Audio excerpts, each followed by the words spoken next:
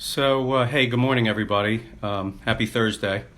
I wanted to initiate a little conversation. It's hard for me to type in everything that I feel because it's just hard because this adjustment is all about how it feels. To write that in and say that it just does this or that just doesn't do it justice, and probably I won't do enough justice to it in the minute or two that I'm going to spend here.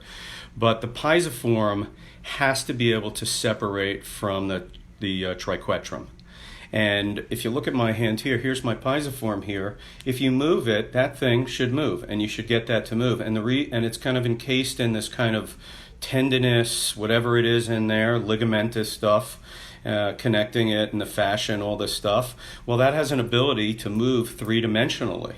And what we get to do with that is we get to put that against a fascial area and create tension, latch it on, lean in, and the force that we need is large, okay? So it's not us pushing like a rock. Okay, so the pisiform doesn't lock against the triquetrum and use force. What it actually does is it actually latches on, and like a spring, like a slingshot, now we're building up power.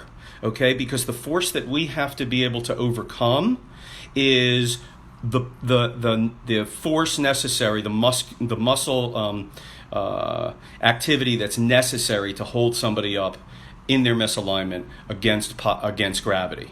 Yes, we lay them on the side and we take some of that out of there, but that's how much energy we need to overcome. And it's that spring mechanism in the pisiform that builds up like a slingshot. And when it does that, it pulls back, and because it is uneven, okay, the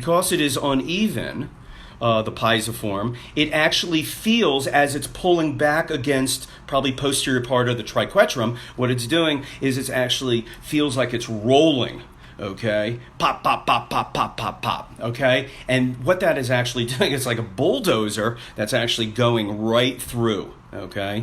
So the mass of the body has to be set up. That's your power. The rest of the body has to be firm, but it has to be relaxed, okay? Because we can't, the idea is not to overcome the patient. The idea is to latch onto the resistance, build up enough that tension from the slingshot, and have that fascial line stretch, and really it's a micro tear, okay, back to its original tensegral sphere. And we just keep tearing and tearing and tearing and tearing and restoring and restoring and restoring and trying to figure out the key to this thing. And that is that pisiform taking three dimensions.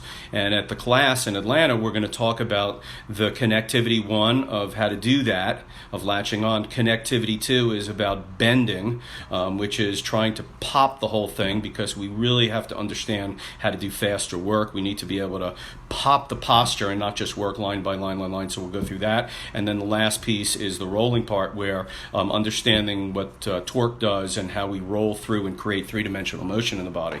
And that all starts with understanding the relationship that we have with our pisiform and how it has to move. So guys, you got to get that thing. It's got to be flexible. My pisiform moves all over.